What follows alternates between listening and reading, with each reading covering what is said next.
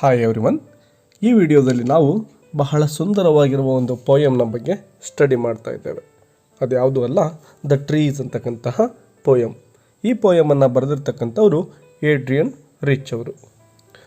ಏಡ್ರಿಯನ್ rich ಅವರು ಅಮೇರಿಕಾದ ಸುಪ್ರಸಿದ್ಧ ಪೋಯೆಟ್ಗಳಲ್ಲಿ ಒಬ್ಬರಾಗಿದ್ದಾರೆ. ಅವರ ಪೋಯಮ್ಗಳು ಅಮೇರಿಕಾದಲ್ಲಿ ತುಂಬ ಫೇಮಸ್ ಆಗಿದ್ದಾವೆ. ಅದ್ರ ಜೊತೆಗೆ ಅವರು ಒಬ್ಬ ಫೆಮಿನಿಸ್ಟ್ ಕೂಡ ಆಗಿರ್ತಾರೆ, ಅಂದರೆ ಮಹಿಳಾ ಒಂದು ಹೋರಾಟಗಾರ್ತಿಯೂ ಸಹ ಆಗಿರ್ತಾರೆ. ಈ ಒಂದು ಪ್ರಸ್ತುತ ಪೋಯಮ್ನಲ್ಲಿ ನಾವೇನು ಮನೆಯೊಳಗಡೆ ಡೆಕೋರೇಷನ್ಗೆ ಅಂಥೇಳಿ ಅನೇಕ ಒಂದು ನೇಚರ್ಗೆ ಸಂಬಂಧಪಟ್ಟಂತೆ, ಅಂದರೆ ಗಿಡ ಮರಗಳು ಇರತಕ್ಕಂತಹ ಒಂದು ಫ್ರೇಮ್ಗಳನ್ನು ಹಾಕ್ಕೊಂಡಿರ್ತೇವೆ.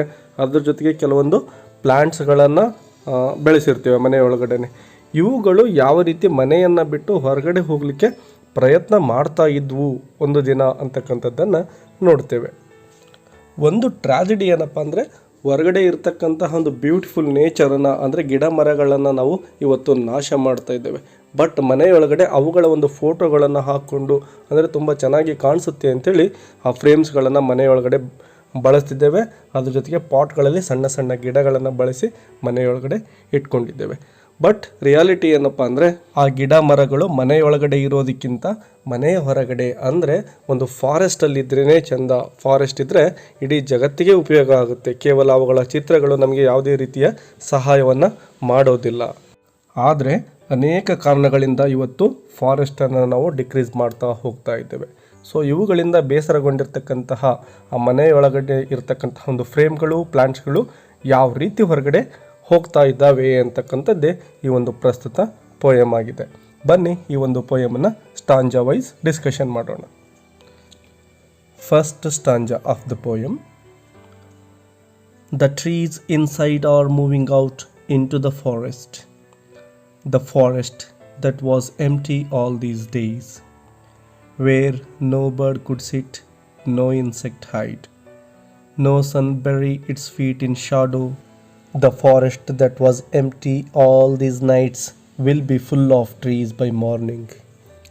ಎಸ್, ಇಲ್ಲಿ ನೋಡಿ, ಈ ಒಂದು ಫಸ್ಟ್ ಸ್ಟಾಂಜಾದಲ್ಲಿ ನಮ್ಮ ಪೋಯೆಟ್ ಯಾವ ರೀತಿ ಮನೆಯನ್ನು ಬಿಟ್ಟು ಆ ಮರಗಳು ಹೊರಗಡೆ ಹೋಗ್ತಾ ಇದ್ದಾವೆ ಅಂತಕ್ಕಂಥದ್ದನ್ನು ಹೇಳ್ತಾ ಇದ್ದಾರೆ. ಅವರು ಎಲ್ಲಿಯೂ ಸಹ ಇಲ್ಲಿ ಪ್ರೇಮಲ್ಲಿರ್ತಕ್ಕಂಥದ್ದು ಅಥವಾ ಪಾಟಲ್ಲಿರ್ತಕ್ಕಂತಹ ಟ್ರೀ ಅಂತ ಮೆನ್ಷನ್ ಮಾಡಿಲ್ಲ. But that is understood. ಇಲ್ಲೇನು ಮಾಡ್ತಾ ಇದ್ದಾವೆ, ಎಲ್ಲ ಗಿಡಗಳು ಸಹ ಮನೆಯನ್ನು ಬಿಟ್ಟು ಆಚೆ ಹೋಗಲಿಕ್ಕೆ ಪ್ರಯತ್ನವನ್ನು ಮಾಡ್ತಾ ಇದ್ದಾವೆ. The forest that was empty all these days. Yes, ಅವು ಎಲ್ಲಿಗೆ ಹೋಗ್ತಾ ಇದ್ದಾವೆ? ಹೊರಗಡೆ ಇರ್ತಕ್ಕಂಥ ಒಂದು ಫಾರೆಸ್ಟಲ್ಲಿ. ಆ ಫಾರೆಸ್ಟೇ ಇಲ್ಲ, ಯಾಕಂದರೆ ಇಟ್ ಈಸ್ ಫುಲ್ ಎಂಪ್ಟಿ. ನಾವು ಯಾವುದೇ ಒಂದು ಗಿಡ ಮರಗಳೇ ಇಲ್ಲ ಅಲ್ಲಿ. ಎಲ್ಲವನ್ನು ನಾವು ಚಿತ್ರಗಳಲ್ಲಿನೇ ಹಾಕ್ಕೊಂಡ್ಬಿಟ್ಟಿದ್ದೇವೆ. ಮನೆಯಲ್ಲಿ ಹೊರಗಡೆ ಇರೋ ಒಂದು ಫಾರೆಸ್ಟನ್ನ ಕಟ್ ಮಾಡಿಬಿಟ್ಟಿದ್ದೇವೆ. ವೇರ್ ನೋ ಬರ್ಡ್ ಕುಡ್ ಸಿಟ್, ನೋ ಇನ್ಸೆಕ್ಟ್ ಹೈಡ್. ಎಸ್, ಗಿಡ ಮರಗಳು ಹೊರಗಡೆ ಇದ್ದರೆ ತಾನೇ ಪಕ್ಷಿಗಳು ಬಂದು ಅದರ ಮೇಲೆ ಕೂತ್ಕೊಳ್ತಕ್ಕಂಥದ್ದು. ಅಲ್ಲಿ ಗಿಡ ಮರಗಳೇ ಇಲ್ಲ, ಹಾಗಾಗಿ ಯಾವುದೇ ಪಕ್ಷಿಗಳು ಅಲ್ಲಿ ಕುಳಿತುಕೊಳ್ತಾ ಇಲ್ಲ. And no insect hide. Yes, ಈ ಒಂದು ಇನ್ಸೆಕ್ಟ್ಗಳು ನ್ಯಾಚುರಲ್ಲಾಗಿ ಹೈಡ್ ಆಗ್ತಕ್ಕಂತಹ ಪ್ಲೇಸ್ಗಳು ಫಾರೆಸ್ಟ್ ಆಗಿರುತ್ತೆ. ಬಟ್ ಆ ಫಾರೆಸ್ಟೇ ಇಲ್ಲ.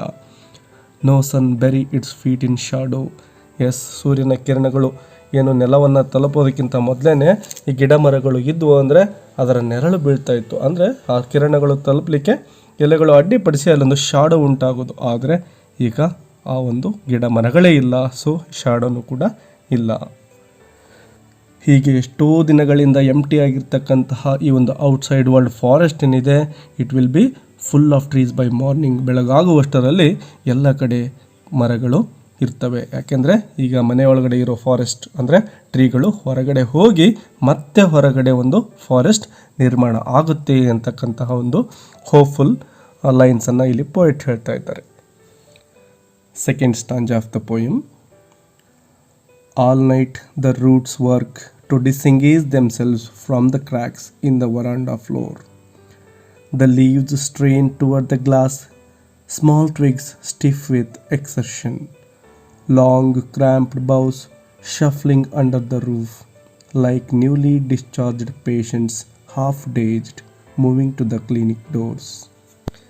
Yes, ಇಲ್ಲಿ ನೋಡಿ, all night the roots work to disengage themselves from the cracks in the veranda floor.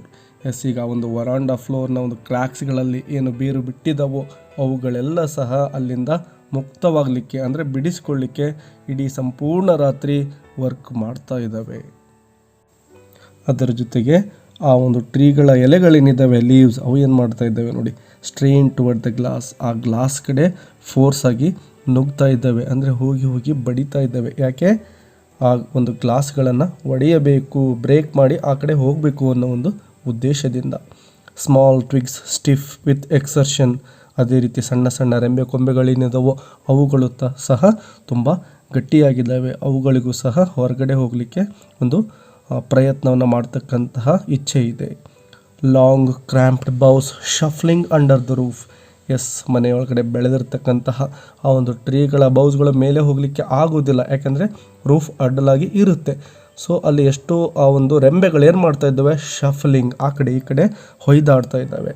Like newly discharge patients half dazed moving to the clinic doors. Yes, ತುಂಬ ದಿನಗಳ ಕಾಲ ಒಬ್ಬ ಪೇಷಂಟ್ ಹಾಸ್ಪಿಟಲಲ್ಲಿ ಅಡ್ಮಿಟ್ ಆಗಿದ್ದರೆ ಅವನು ಅಲ್ಲಿಂದ ಡಿಸ್ಚಾರ್ಜ್ ಆಗಿ ಹೊರಗಡೆ ಹೋದಾಗ ಯಾವ ರೀತಿ ಒಂದು ಶಾಕಲ್ಲಿರ್ತಾನೋ ಅಥವಾ ಒಂದು ಸ್ವಲ್ಪ ಮಂಪರಿನಲ್ಲಿರ್ತಾನೆ, ಅದೇ ರೀತಿ ಈ ಒಂದು ಬೌಸ್ಗಳೇನಿದ್ದಾವೆ ಅವು ಕೂಡ ಮಂಪರಿನಲ್ಲಿ ಇದ್ದಾವೆ. ಯಾಕೆಂದರೆ ಎಷ್ಟೋ ದಿನಗಳ ಕಾಲ ಆ ರೂಫ್ ಕೆಳಗಡೆನೇ ಇದ್ದಾವೆ, ಹೊರ ಜಗತ್ತನ್ನು ಅವು ನೋಡೇ ಇಲ್ಲ. ನೋಡಿ ಇಲ್ಲಿ ಪೋಯೆಟ್ ಯಾವ ರೀತಿ ಕಂಪೇರ್ ಮಾಡ್ತಾ ಇದ್ದಾರೆ. ಆ ಬೌಸ್ಗಳ ಹೊಯ್ದಾಟವನ್ನು ಒಬ್ಬ ನ್ಯೂ ಪೇಷಂಟ್, ಅಂದರೆ ಡಿಸ್ಚಾರ್ಜ್ ಆಗಿರ್ತಕ್ಕಂತಹ ಒಂದು ಪೇಷಂಟ್ ಯಾವ ರೀತಿ ಒಂದು ಸ್ವಲ್ಪ ಮಂಪರಿನಲ್ಲಿರ್ತಾನೋ ಅದಕ್ಕೆ ಹೋಲಿಕೆಯನ್ನು ಮಾಡ್ತಾ ಇದ್ದಾರೆ. ಸೊ ಇಲ್ಲಿ ಒಂದು ಫಿಗರ್ ಆಫ್ ಸ್ಪೀಚನ್ನು ನೀವು ನೋಡ್ಬೋದು, ಅದು ಸಿಮಿಲಿ ಆಗಿರುತ್ತೆ. ಹೇಗೆ ಅಂದರೆ ನೋಡಿ, long cramped boughs shuffling under the roof like newly discharged patients half daze. ನೋಡಿ ಅಲ್ಲಿ ಲೈಕ್ ಅಂತಕ್ಕಂತಹ ಒಂದು ವರ್ಡನ್ನು ಯೂಸ್ ಮಾಡಿಕೊಂಡು ಕಂಪ್ಯಾರಿಸನ್ ಮಾಡ್ತಾ ಇರೋದ್ರಿಂದ this is A simile. Now look at the third stanza of the poem. I sit inside, doors open to the veranda, writing long letters, in which I scarcely mention the departure of the forest from the house. The night is fresh, the whole moon shines in a sky still open. The smell of leaves and lichen still reaches like a voice into the rooms. Yes, ಇಲ್ಲಿ ನೋಡಿ ಆ ಗಿಡ ಮರಗಳೆಲ್ಲ ಹೊರಗಡೆ ಹೋಗ್ತಕ್ಕಂತಹ ಸಂದರ್ಭದಲ್ಲಿ ನಮ್ಮ poet ಎಲ್ಲಿರ್ತಾರೆ ಮತ್ತು ಏನು ಮಾಡ್ತಾ ಇರ್ತಾರೆ.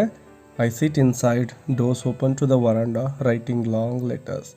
ಎಸ್, ಆ ಒಂದು ವರಾಂಡ ಕಡೆ ಡೋರ್ಸನ್ನು ಓಪನ್ ಮಾಡಿಕೊಂಡು ಅವರು ಕೂತ್ಕೊಂಡಿರ್ತಾರೆ ಮತ್ತು ಏನು ಮಾಡ್ತಾ ಇದ್ದಾರೆ, ರೈಟಿಂಗ್ ಲಾಂಗ್ ಲೆಟರ್ಸ್ಗಳನ್ನು ಬರಿತಾ ಇದ್ದಾರೆ.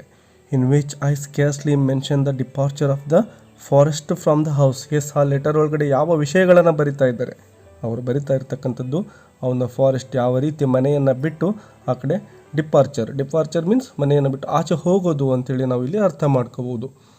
ಹೋಗ್ತಾ ಇರೋದನ್ನು ಲೆಟರಲ್ಲಿ ನಾನು ಬರಿತೇನೆ ಅಂಥೇಳಿ ಅವರು ಹೇಳ್ತಾ ಇದ್ದಾರೆ. The night is fresh, the whole moon shines in a sky still open. Yes, ನೋಡಿ ಹೊರಗಡೆ ಆ ಮೂನ್ ಇದೆ ಮತ್ತು ನೈಟ್ ಫುಲ್ ಫ್ರೆಶ್ ಇದೆ. ಇಲ್ಲಿ ನೋಡಿ, ದ ಹೋಲ್ ಮೂನ್ ಶೈನ್ಸ್ ಅಂದರೆ whole moon means full moon, ಅಂದರೆ ಅದು ಹುಣ್ಣಿಮೆ ದಿನ ಆಗಿರ್ಬೋದು. In a sky still open. Yes, ಆಕಾಶ ತುಂಬ ವಿಶಾಲವಾಗಿದೆ, ಅಲ್ಲಿ ಚಂದ್ರ ಪಳಪಳ ಹೊಳಿತಾ ಇದ್ದಾನೆ. ಅಂತಹ ರಾತ್ರಿಯಲ್ಲಿ ಈ ಒಂದು ಮರಗಳೆಲ್ಲ ಹೊರಗಡೆ ಹೋಗ್ತಾ ಇದ್ದಾವೆ. The smell of leaves and lichen still reaches like a voice into the rooms. Yes, ಅವುಗಳು ಏನು ಪ್ರಯತ್ನ ಮಾಡ್ತಾ ಇದ್ದಾವೋ ಹೊರಗಡೆ ಹೋಗಲಿಕ್ಕೆ, ಆ ಸಂದರ್ಭದಲ್ಲಿ ಆ ಒಂದು ಲೀವ್ಸ್ಗಳ ಸ್ಮೆಲ್ ಇವರಿಗೆ ಬರ್ತಾ ಇದೆ. ಅದೇ ರೀತಿ ಲೀಚನ್ ಅಂದರೆ ಕನ್ನಡದಲ್ಲಿ ನಾವು ಕಲ್ಲು ಹೂವು ಅಂತ ಕರಿತೇವೆ. ಏನಿದು, ಗಿಡ ಮರಗಳ ಮೇಲೆ ಸಣ್ಣದಾಗಿ ಒಂದು ಪಾಚಿ ಕಟ್ಟಿದ ಥರ ಕಾಣಿಸುತ್ತೆ ನಿಮಗೆ, ಫಂಗಸ್ ಥರ, ಅದನ್ನೇ ಲೀಚನ್ ಅಂತೇಳಿ ಕರೀತಾರೆ. ಅವುಗಳ ಒಂದು ಸ್ಮೆಲ್ ನಮ್ಮ ಪೋಯೆಟ್ಗೆ ರೀಚ್ ಆಗ್ತಾ ಇದೆ. ಇಲ್ಲಿ ನೋಡಿ, ಆ ಒಂದು ಸ್ಮೆಲ್ಲನ್ನು a voice into the rooms, ಒಂದು ಶಬ್ದ ರೂಮಿಗೆ ಬಂದು ಕೇಳಿಸ್ತಾ ಇದೆ. ಅಂದರೆ ಅವುಗಳ ಒಂದು ಪ್ರಯತ್ನ ಏನಿದೆನೋ ಆಚೆ ಹೋಗ್ತಕ್ಕಂಥದ್ದು, ಅದು ಸೌಂಡ್ನ ರೂಪದಲ್ಲಿ ಇವರಿಗೆ ಕೇಳಿಸ್ತಾ ಇದೆ. ಇಲ್ಲಿಯೂ ಸಹ ನಮ್ಮ ಪೋಯೆಟ್ ಸಿಮಿಲಿಯನ್ನು ಯೂಸ್ ಮಾಡ್ಕೊಂಡಿದ್ದಾರೆ. ಹೇಗೆ ನೋಡಿ, the smell of leaves and lichen still reaches like a voice into the rooms. ಅವುಗಳ ಒಂದು ಸ್ಮೆಲ್ ಏನು ಬರ್ತಾ ಇದೋ ಲೀವ್ಸ್ದು ಮತ್ತು ಲೀಚಂದು, ಆ ಒಂದು ಸ್ಮೆಲ್ಲನ್ನು ಇವರು a voice into the rooms, ಒಂದು ಶಬ್ದ ಬಂದು ತಲುಪಿದ ರೀತಿಯಲ್ಲಿ ಅಂಥೇಳಿ ಲೈಕನ್ನು ಯೂಸ್ ಮಾಡಿಕೊಂಡು ಹೇಳ್ತಾ ಇದ್ದಾರೆ. So this is also a simile. Now look at the final ಸ್ಟಾಂಜಾ of the poem. My head is full of whispers, which tomorrow will be silent. Listen, the glass is breaking. The trees are stumbling forward into the night. Winds rush to meet them. The moon is broken like a mirror. Its pieces flash now in the crown of the tallest oak. Yes, ಈ ಒಂದು ಕೊನೆಯ ಸ್ಟಾಂಜಾದಲ್ಲಿ ನಮ್ಮ poet ಕೊನೆಯದಾಗಿ ಆ ಟ್ರೀಗಳೆಲ್ಲವೂ ಯಾವ ರೀತಿ ಆ ಮನೆಯನ್ನು ಬಿಟ್ಟು ಆಚೆ ಹೋದವು ಅಂತಕ್ಕಂಥದ್ದನ್ನು ಬಹಳ ಸುಂದರವಾಗಿ ವರ್ಣಿಸಿದ್ದಾರೆ. ನೋಡಿ, ಫಸ್ಟ್ ಲೈನನ್ನು, my head is full of whispers, ಅಂದರೆ ಅವರಿಗೆ ಪಿಸುಗುಟ್ಟು ಮಾತುಗಳು ಕೇಳಿಸ್ತಾ ಇವೆ. ಅಂದರೆ ಆ ಎಲೆಗಳಿರಬಹುದು, ಟ್ವಿಗ್ಸ್ ಇರ್ಬೋದು, ಬ್ರ್ಯಾಂಚಸ್ ಇರ್ಬೋದು, ಯಾವ ರೀತಿ ಆಚೆ ಹೋಗ್ತಾ ಇದ್ವಲ್ವ ಅವುಗಳು ಮಾತಾಡ್ತಕ್ಕಂಥದ್ದು, ಅಂದರೆ ತಮ್ಮ ಪ್ರಯತ್ನವನ್ನು ಮಾಡ್ತಕ್ಕಂತಹ ಒಂದು ಪಿಸುಗುಟ್ಟು ಸೌಂಡು ಅವರ ಕಿವಿಗೆ ಕೇಳಿಸ್ತಾ ಇದೆ. Which tomorrow will be silent. Yes, ಇವಾಗ ಅವು ಆಚೆ ಹೋಗ್ತಾ ಇರಬೇಕಾದ್ರೆ ಮಾತಾಡ್ತಕ್ಕಂಥದ್ದು ಕೇಳಿಸ್ತಾ ಇದೆ, ಬಟ್ ನಾಳೆ ಇದು ಯಾವುದೂ ಇರೋದಿಲ್ಲ. ಯಾಕೆಂದರೆ ಆ ಒಂದು ಗಿಡ ಮರಗಳೆಲ್ಲವೂ ಕೂಡ ಮನೆಯನ್ನು ಬಿಟ್ಟು ಆಚೆ ಹೋಗಿರ್ತವೆ. ನಾಳೆ ಈ ಒಂದು ವಿಸ್ಪರ್ಸ್ ಸೌಂಡನ್ನು, ಪಿಸು ಮಾತನ್ನು ಕೇಳಲಿಕ್ಕೆ ಸಾಧ್ಯ ಆಗೋದಿಲ್ಲ ಅಂಥೇಳಿ ಪೊಯೆಟ್ ಹೇಳ್ತಾ ಇದ್ದಾರೆ.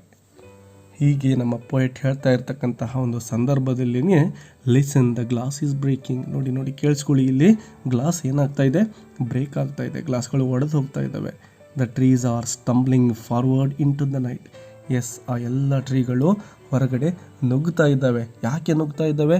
ಎಷ್ಟೋ ದಿನಗಳಿಂದ ಅವು ಆ ಒಂದು ಹೌಸ್ ಒಳಗಡೆನೇ ಇದ್ದು ತುಂಬ ಬೇಸರಗೊಂಡಿದ್ದಾವೆ. ಅವುಗಳಿಗೆ ಫ್ರೀಡಮ್ ಬೇಕಾಗಿದೆ. ಈಗ ಅವೆಲ್ಲವೂ ಕೂಡ ಆಚೆ ನುಗ್ಗುತ್ತಾ ಇದ್ದಾವೆ. ನಾನು ಮುಂದೆ ಹೋಗ್ತೀನಿ ಅಂಥೇಳಿ ಆ ಸ್ಟಂಬ್ಲಿಂಗ್ ಅಲ್ಲಿ ನಡೀತಾ ಇದೆ. Winds rush to meet them. Yes, ನೋಡಿ, ಹಾಗೆ ಆ ಗಿಡ ಮರಗಳೆಲ್ಲ ಆಚೆ ಹೋಗ್ತಾ ಇರ್ತಕ್ಕಂತಹ ಒಂದು ಸಂದರ್ಭದಲ್ಲಿ ವಿಂಡ್ ಜೋರಾಗಿ ಹೊರಗಡೆಯಿಂದ ಒಳಗಡೆ ನುಗ್ಗುತ್ತೆ. ಅದು ಒಳಗಡೆ ನುಗ್ಗೋದನ್ನು ನಮ್ಮ ಪೊಯೆಟ್ ಯಾವ ರೀತಿ ವರ್ಣನೆ ಮಾಡಿದ್ದಾರೆ? Winds rush to meet them. Yes, ಆ ಒಂದು ಗಿಡ ಮರಗಳನ್ನು ಭೇಟಿ ಆಗಲಿಕ್ಕೆ ಆ ವಿಂಡ್ ಓಡೋಡಿ ಬರ್ತಾ ಇದೆ, ಅವಸರದಿಂದ ಬರ್ತಾ ಇದೆ ಅಂಥೇಳಿ ಹೇಳ್ತಾ ಇದ್ದಾರೆ. ಆ ಗಿಡ ಮರಗಳೆಲ್ಲ ಆಚೆ ಹೋದ್ಮೇಲೆ the moon is broken like a mirror. Yes, ನೋಡಿ, ಆಕಾಶದಲ್ಲಿ ಏನು ಹೊಳಿತಾ ಇತ್ತಲ್ವ ಮೂನ್, ಈಗ ಮುರಿದು ಹೋಗಿದೆ. Its pieces flash now in the crown of the tallest peak. ಇಲ್ಲಿ ಆ ಚಂದ್ರ ಮುರಿದೋಗಿರೋದು, ಒಡೆದೋಗಿರೋದು ಅಂದರೆ ಇದರ ಅರ್ಥ ಇಷ್ಟೇ. ಆ ಎಲೆಗಳು ಒಂದು ಏನು ಆ ಮೂನನ್ನು ಮರೆಮಾಚಿರ್ತವೋ ಆ ಎಲೆಗಳು ಅಳಗಾಡ್ತಕ್ಕಂತಹ ಒಂದು ಸಂದರ್ಭದಲ್ಲಿ ಅದು ಅರ್ಧ ಚಂದ್ರವನ್ನು ಮಾತ್ರ ನಾವು ನೋಡಲಿಕ್ಕೆ ಸಾಧ್ಯ, ಆ ಕಡೆ ಈ ಕಡೆ ಸಂಪೂರ್ಣವಾಗಿ ಕಾಣೋದಿಲ್ಲ. ಸೊ ಹಾಗಾಗಿ ಆ ಮೂನ್ ಬ್ರೋಕನ್ ಮೀನ್ಸ್ ಒಡೆದೋಗಿದೆ. Its pieces flash now in the crown. Yes, ಆಗ ಒಡೆದೋಗಿರ್ತಕ್ಕಂತಹ ಒಂದು ಪೀಸಸ್ಗಳು ಈಗ ಪಳ ಹೊಳಿತಾ ಇದ್ದಾವೆ. ಆ ಒಂದು ಟಾಲೆಸ್ಟ್ ಓಕ್ ಏನಿದೆನೋ ಆ ಒಂದು ಟ್ರೀಯ ಮೇಲೆ ಒಂದು ಕ್ರೌನ್ ಥರ ಆ ಮೂನ್ ಅವ್ರಿಗೆ ಕಾಣಿಸ್ತಾ ಇದೆ. ಹೀಗೆ ನಮ್ಮ ಪೋಯೆಟ್ ಈ ಒಂದು ಮನೆಯೊಳಗಡೆ ಇರ್ತಕ್ಕಂತಹ ಮರಗಳೇನಿದ್ದಾವೆ, ಅಂದರೆ ಪಾಟ್ಸ್ಗಳಲ್ಲಿರ್ಬೋದು ಅಥವಾ ಫ್ರೇಮ್ಸ್ಗಳಲ್ಲಿರ್ಬೋದು, ಅವುಗಳೆಲ್ಲ ಫ್ರೀಡಮನ್ನು ಬಯಸಿ, ಅಂದರೆ ಹೊರಗಡೆ ಇರ್ತಕ್ಕಂಥ ಒಂದು ಫಾರೆಸ್ಟನ್ನು ನಾವು ಹ್ಯೂಮನ್ ಬೀಯಿಂಗ್ಸ್ ನಾಶ ಮಾಡಿಬಿಟ್ಟಿದ್ದೇವೆ. ಮತ್ತು ತಮ್ಮ ಒಂದು ಮೂಲ ಪ್ಲೇಸ್ಗೆ ಹೋಗಬೇಕು ಅಂತಕ್ಕಂತಹ ಒಂದು ಪ್ರಯತ್ನವನ್ನು ಮಾಡ್ತಾ ಯಾವ ರೀತಿ ಆಚೆ ಹೋದವು ಅಂತಕ್ಕಂಥದ್ದನ್ನು ತುಂಬ ಸುಂದರವಾಗಿ ವರ್ಣಿಸಿದ್ದಾರೆ. ಈ ಒಂದು ಪೋಯಮ್ನ ಕೊನೆಯ ಸಾರಾಂಶ ಇಷ್ಟೇ. ನಾವು ಏನು ಅಲಂಕಾರಕ್ಕೆ ಅಂಥೇಳಿ ಮನೆಯೊಳಗಡೆ ಫ್ರೇಮ್ಗಳಲ್ಲಿ ಅಥವಾ ಪಾಟ್ಗಳಲ್ಲಿ ಗಿಡ ಮರಗಳನ್ನು ಬೆಳೆಸ್ತೀವೋ ಅಷ್ಟೇ ಕಾಳಜಿಯಿಂದ ಹೊರ ಜಗತ್ತಿನಲ್ಲಿರ್ತಕ್ಕಂತಹ ಗಿಡ ಮರಗಳನ್ನು, ಅಂದರೆ ಫಾರೆಸ್ಟನ್ನು ಉಳಿಸ್ಕೊಳ್ಬೇಕಾಗಿರೋದು ನಮ್ಮೆಲ್ಲರ ಹೊಣೆಯಾಗಿರುತ್ತೆ. ಇದಿಷ್ಟು ಈ ಪೋಯಮ್ಗೆ ಸಂಬಂಧಪಟ್ಟಂತೆ ಇನ್ಫಾರ್ಮೇಷನ್ ಆಗಿರುತ್ತೆ. Let's meet in another video. Until take care, keep learning. Bye bye.